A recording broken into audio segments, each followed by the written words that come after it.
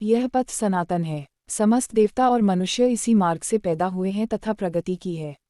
हे मनुष्यों, आप अपने उत्पन्न होने की आधार रूपा अपनी माता को विनष्ट न करें। ऋग्वेद 3:1-8-1। सनातन धर्म, जिसे हिंदू धर्म अथवा वैदिक धर्म भी कहा जाता है, और यह 6000 साल का इतिहास है। भारत और आधुनिक पाकिस्तानी क्षेत्र की सिंधु घाटी सभ्यता में हिंदू धर्म के कई चिन्ह मिलते हैं। इनमें एक अज्ञात मातृदेवी की मूर्तियाँ, शिव पशुपति जैसे देवता की मुद्राएं, लिंग, पीपल की पूजा इत्यादि प्रमुख हैं। इतिहासकारों के एक दृष्टिकोण के अनुसार इस सभ्यता के अंत के दौरान मध्य एशिया से एक अन्य जाति का आगमन हुआ, जो स्वयं को आर्य कहते थे और संस्कृत नाम की एक हिंद यूरोपीय भाषा बोलते थे। एक अन्य दृष्टिकोण के अनुसार सिंधु घाटी सभ्यता के लोग स्वयं ही आर्य थे और उनका मूलस्थान भारत ही था। प्राचीन काल में भारतीय सनातन धर्म में गाणपत्य, शैवदेव, कोटि वैष्णव, शाक्त और सौर नाम के 5 संप्रदाय होते थे। गाणपत्य गणेश की, वैष्णव विष्णु की, शैवदेव कोटि शिव की, शाक्त शक्ति की और सौर सूर्य की पूजा आराधना किया करते थे। पर यह मान्यता थी कि सब एक ही सत्य की व्याख्या है।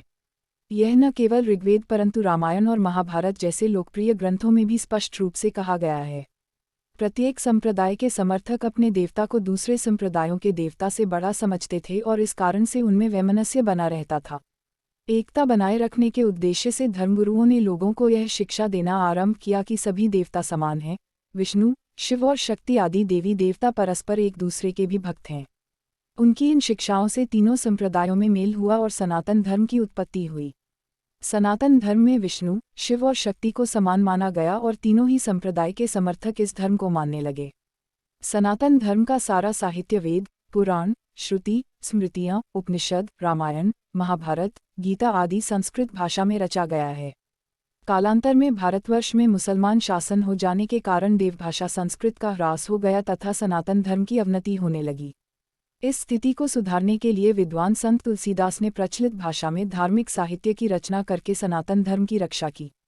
जब औपनिवेशिक ब्रिटिश शासन को ईसाई, मुस्लिम आदि धर्मों के मानने वालों का तुलनात्मक अध्ययन करने के लिए जनगणना करने की आवश्यकता पड़ी तो सनातन शब्द से अपरिचित होने के कारण उन्होंने यहाँ के धर्म का नाम सनातन धर्म के स्थान पर हिंदू धर्म रख दिया।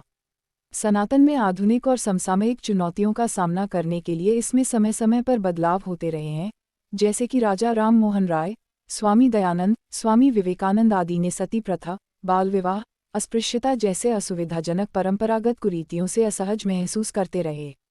इन कुरीतियों की जड़ों धर्मशास्त्रों में मौजूद उन श्लोकों मंत्रों को क्षेप कहा या फिर इनके अर्थों को बदला और इन्हें त्याज्य घोषित किया तो कई पुरानी परंपराओं का पुनरुद्धार किया, जैसे विधवा विवाह, स्त्री शिक्षा आदि तक की नास्तिक जो कि चार्वाक दर्शन को मानते हैं वह भी सनातनी है। सनातन धर्म की गुत्थियों को देखते हुए कई बार इसे कठिन और समझने में मुश्किल धर्म समझा जाता है। हालांकि सच्चाई तो ऐसी नहीं है, फिर भी इसके इतने आयाम, इतने पहलू हैं कि लोग बाग कई बार इसे लेकर भ्रमित हो जाते हैं। सबसे बड़ा कारण इसका यह कि सनातन धर्म किसी एक दार्शनिक, मनीषा या ऋषि के विचारों की उपज नहीं है, न ही यह किसी खास समय पैदा हुआ। यह तो अनादिकाल से प्रवाहमान और विकासमान रहा। साथ ही यह केवल एक दृष्टा, सिद्धांत या तर्क को भी वरीयता नहीं देता।